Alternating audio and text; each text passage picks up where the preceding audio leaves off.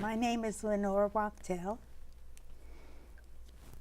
I'm here to be interviewed on the Jewish population in this area. Hello, my name is Helene Mandel, and I'm a volunteer interviewer for the Boca Raton Historical Society and Museum. The museum is conducting a series of interviews to document the development and growth of Boca Raton's Jewish community. Today is April 7th, 2017, and I am here in the television studio of Lynn University with Lenore Wachtel. Thank you so much for joining us today, Lenore. Lenore, can you tell me where you're from originally and when you arrived in Boca? I'm from Brooklyn, New York. I grew up there. My husband and I got married there about 58 years ago. And then my husband joined the military, and he was in the military for 10 years, active duty, a physician. And then we looked for a place to settle down permanently, and he got an offer from a group in actually Delray Beach, Florida. And we moved right outside of Bethesda Hospital where he would practice. And that was in June of 1969.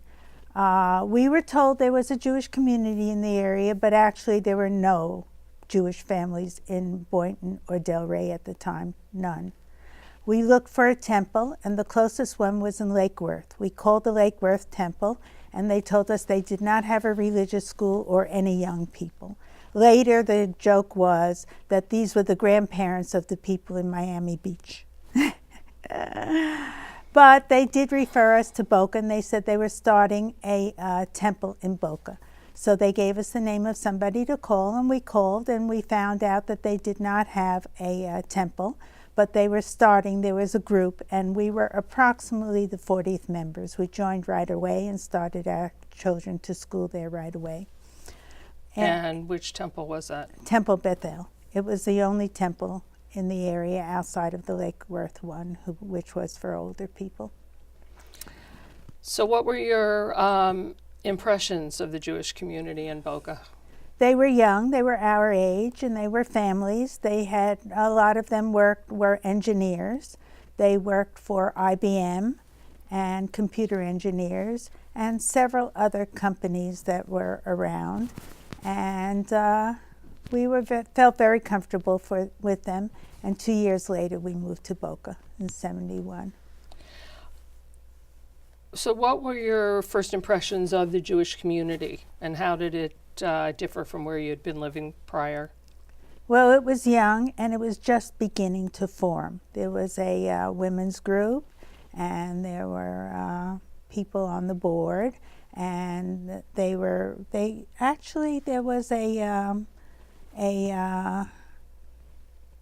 a college right here. I think it was Marymount, and that was the first place we met.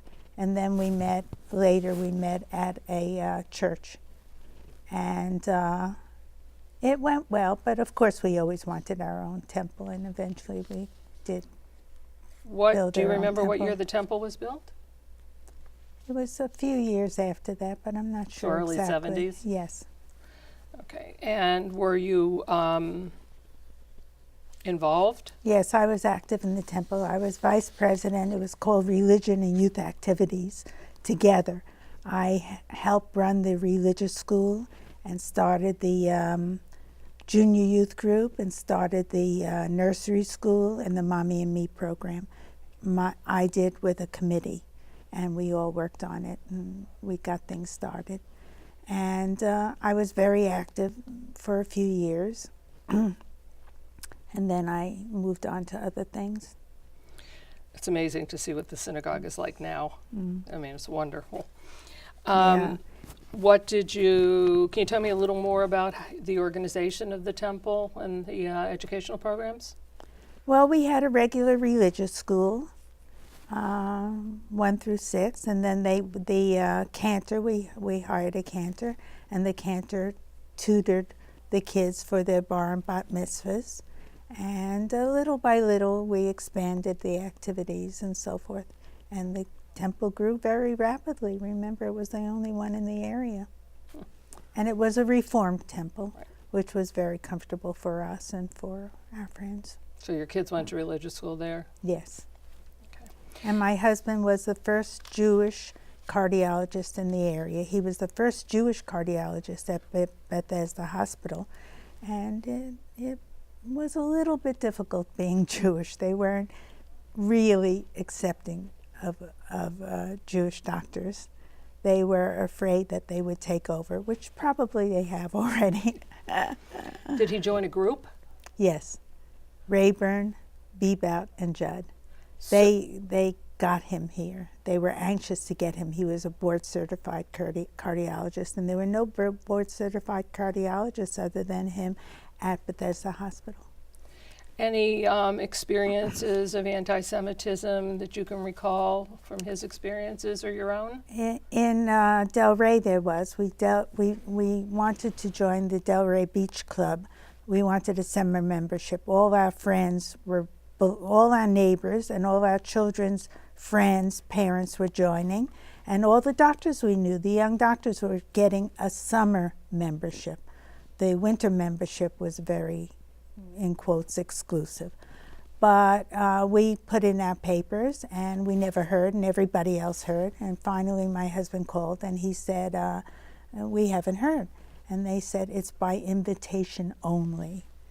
And it was his partner who had to pull strings to get us in. But getting us in was unpleasant. Once we were there, we didn't have any problems. Any other anti-Semitism That's that the your only husband? thing that, well, you Nothing know, at he work? had quotes. He had people say comments occasionally. One doctor said, one doctor who was an excellent urologist but a terrible personality, he said, when they find out about me, they'll be loaded with Jewish urologists. Quite a change now. Yes. When you look at the hospitals and the medical field. But we never had any problem in Boca, actually. Boca was very cosmopolitan, had a variety of people, a lot of people from IBM, FAU, and so forth, and we never had any problem in Boca. Anything about your children that you can recall? Experiences they had? Well, they complained about a couple of people on the bus, but, you know, kids can be mean. Quite frankly, the one kid who tormented my youngest daughter, I think he had a crush on her. Yes, children are Yeah. interesting.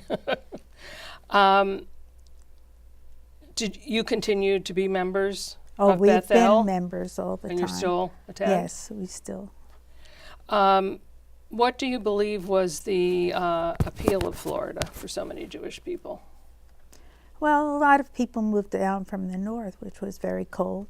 And of course, they needed doctors here because there are a lot of people who retire here, and they needed doctors. When you finished working with Bethel, where were we, in the early 70s about?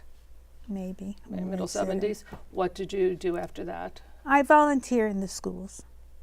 I help children. I'm not a teacher, but still, you know, I got my master's degree, and I was good at math, and I was able to work with them, mainly with math, and I still do. I work in Florence Fuller Child Development Center. I work with the after-school program. I help them with their homework. So you've been there a long time. A few years. Before that, it was with Katz, and before that, it was Boca Elementary. Can you tell us about your experiences there? At Start with Boca Elementary. Boca Elementary had children who were lower socioeconomic group, and their parents worked, and very often, as now, I work with single parent children, and the parents are very busy and don't have time, or sometimes the education, and sometimes they don't speak English. A lot of them don't speak English. There are people who come from Haiti, and a lot of people who speak Spanish. And the children learn very quickly, but the parents not as quickly. In fact, one little boy, he had only been there months, and he spoke beautiful English. And I said to him, "I'll bet you speak better than your mother." And he said, "Oh, I do. How come?" And that was funny. He wanted to figure out why he should learn so much faster, but children do learn fast. They speak very quickly, but sometimes they have a little trouble with comprehension because they don't get the same kind of conversation at home, and their parents don't read to them. Were there groups at the time to help parents learn English? I really don't know. And I don't know how much time they have, would have. because sometimes they come home and they have several children, and they're making dinner, making lunches, doing the wash, doing these. Kids all came to school clean, all clean.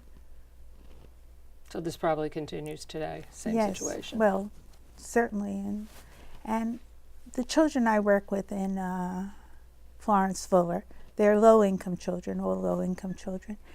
But they're very good children, and I ascribe it to the fact that they have one parent, one person in their life, not always a parent, sometimes a grandparent, sometimes an aunt, usually a female, but sometimes a father.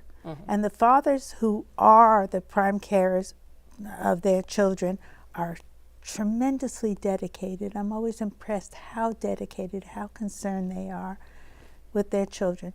But I feel that if the children have one person in their life who really cares, they will work for that person and they will do their best, and the influence of that person is very great on them, and they do well.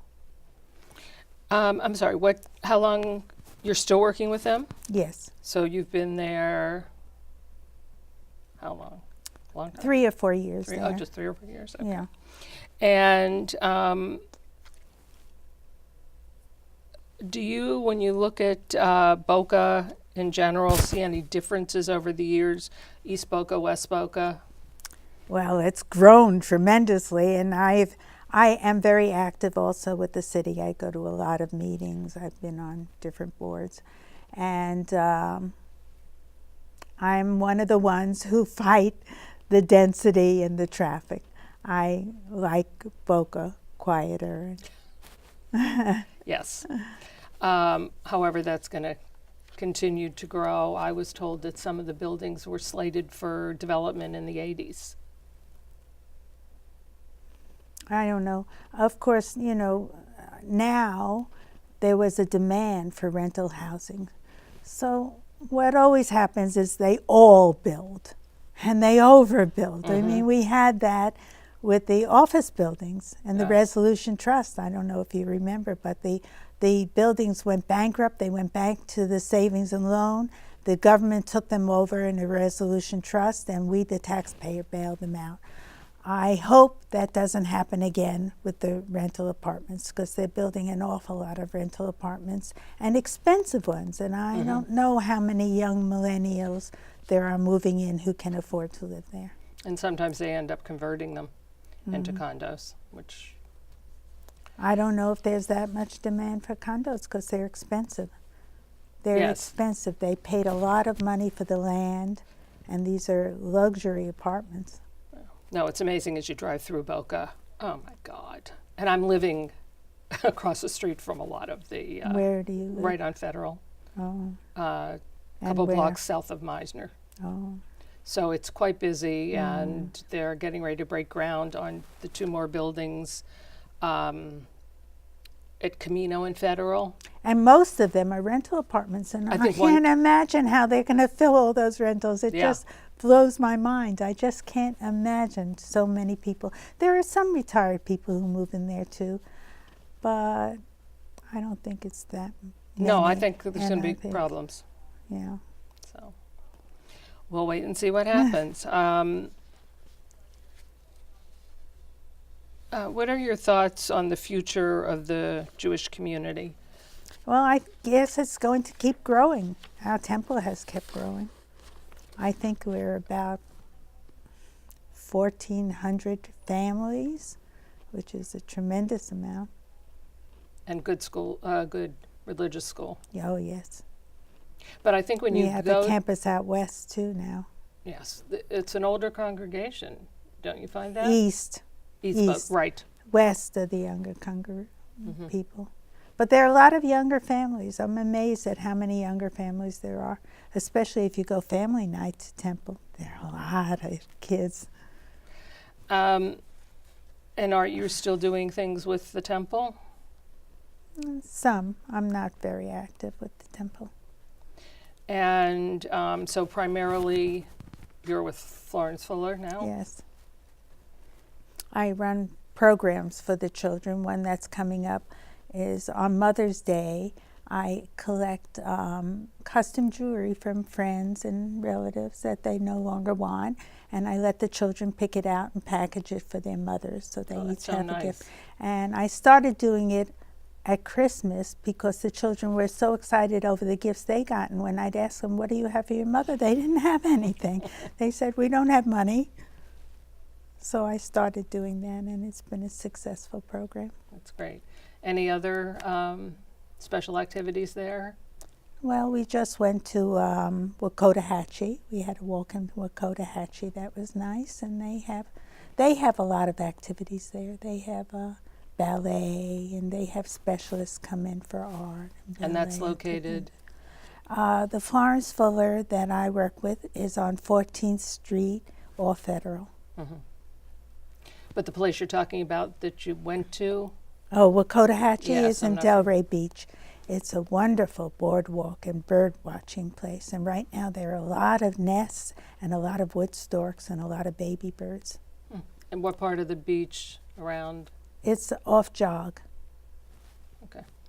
It's an active area. Any other things you can, experiences you can tell us about yourself, your husband, your kids? Well, my children grew up here, but unfortunately they've all gone elsewhere. I guess they go where the jobs are, and Right. now they're dispersed. And so I have 4 children, and they all grew up here because I've been here almost 50 years now. Mm-hmm. And but they all live elsewhere. They enjoy coming back, but they live elsewhere. And the grandchildren are growing up elsewhere and going to college. Great. But hopefully in Florida, a number of them are going to college in Florida. And the pre-tuition program was great. Mm-hmm. Prepaid tuition. My husband and I did that for them, for the grandchildren. Oh, that's wonderful. Yeah. Well, this one way, maybe you'll get to keep a few of them here. All right. Thank you very much. I appreciate it. It was nice Nice to being meet you. here. You too.